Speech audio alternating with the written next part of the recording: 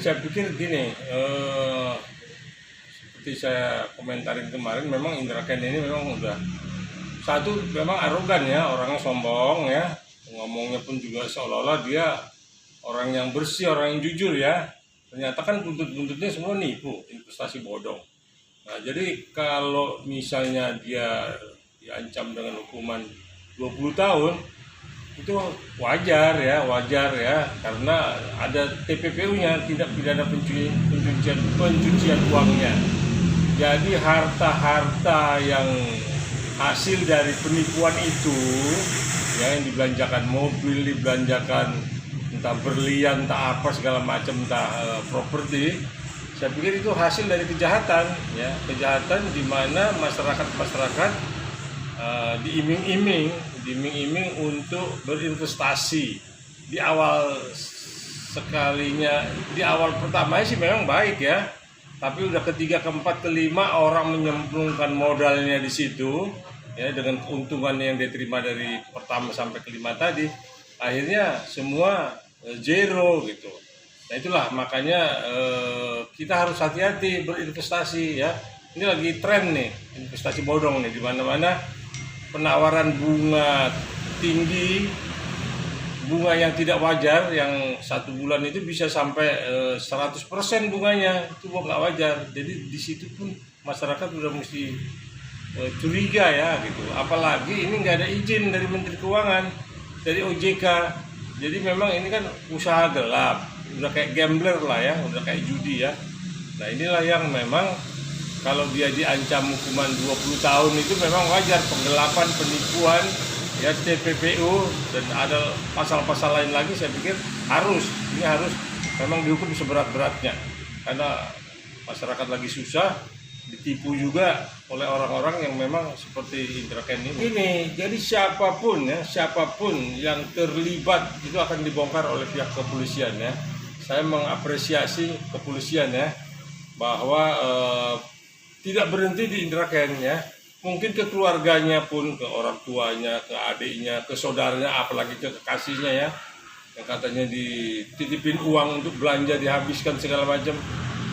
Kasihan ya, kasihan masyarakat ya, ditipu seperti itu. Nah, jadi polisi tidak akan pernah berhenti di Indra Kents ya.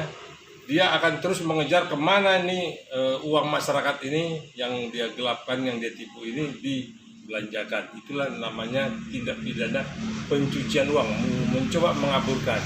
Karena saya lihat juga PPATK juga sudah dilibatkan di mana uang-uangnya Indra Kents ini disimpan, disembunyikan. Itu cuma istilah nama aja, sama juga investasi bodong lah, buntut-buntutnya nipu ya, dengan iming-iming, ada kayak judi lah ini dibuat kan. Ternyata ya di awal mungkin dengan modal 1 juta akan dapat dia 500.000, ataupun dia akan mendapat 1 juta juga, jadi udah 100% untungnya. Nah, begitu dia masukkan 100 juta, masyarakat ini mungkin dikasih juga, tapi bunga yang dapat dari permainan investasi bodong ini dicemplungkan lagi menjadi modal yang akan jadi besar lagi. Nah itulah yang banyak masyarakat terperangkap di bunga pertama, kedua, ketiga, setelahnya itu baru gigit jari. Nah ini hati-hati, ini model-model yang tidak hanya di itu ya, di Alkes juga saya lihat sudah sebentar lagi polisi membongkar ini semua ya, karena luar biasa penyerapan, penyedotan uang masyarakat yang dipakai oleh pelaku-pelaku kejahatan ini. Jadi sekali lagi saya apresiasi pihak kepolisian membongkar ini, tetapi tidak berhenti kepada seseorang, artinya dikejar siapapun yang terlibat harus mempertanggungjawabkan ini dan dihukum seberat-beratnya.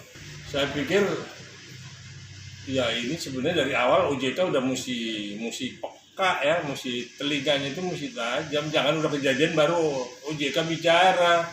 Di awal tuh OJK udah mesti, apa gunanya OJK? Ini kan kadang kan kalau sudah muncul, udah jadi kasus, OJK bicara, nggak baik lah. Yang mendidik itu ketika memang ada usaha baru, ada permohonan izin baru untuk buka usaha OJK ngawasin yang menyangkut keuangan ya. Nah ini kan enggak, sesudah jadi kasus baru OJK bicara. Nah ini sebenarnya kerjasama OJK dengan pihak kepolisian itu perlu ditingkatkan, perlu MOU supaya pihak OJK itu memberikan informasi kepada pihak kepolisian memonitor. Saya pertama saya sebagai praktisi itu saya prihatin kok masyarakat mudah sekali ya tergiur dengan bunga besar. Sebenarnya harus di awal itu ketika ada yang menawarkan untuk jadi funder untuk berinvestasi ya, kita mesti punya feeling gitu, ini benar apa enggak gitu.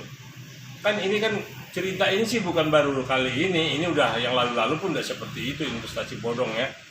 MLM dulu ya, multi level itu juga begitu kan, banyak yang terbongkar ya. Cuman memang ya saya himbau masyarakat untuk lebih hati-hati lagi lah. Memang kita lagi susah karena imbas dari pandemi ini ya kemarin. Tapi jangan juga kesusahan kita menjadi lebih susah lagi karena uang kita jemplung. Uang itu bukan uang tabungan, uang hasil jual tanah, habis hasil jual rumah kita pakai untuk investasi itu. Ternyata nol, rumah hilang, uang hilang, sirna semua. Itulah harapan saya, masyarakat sudah lebih hati-hati lagi terhadap pola-pola penawaran investasi dengan bunga besar ya. Dan saya mengapresiasi pihak kepolisian, mudah-mudahan pihak kepolisian bisa juga bekerja sama dengan OJK ya, supaya OJK ini merapatkan diri, memberikan informasi kepada kepolisian kalau sudah ada mulai terciumnya pola-pola penipuan dengan gaya-gaya bunga besar. Saya pikir demikian. Terima kasih.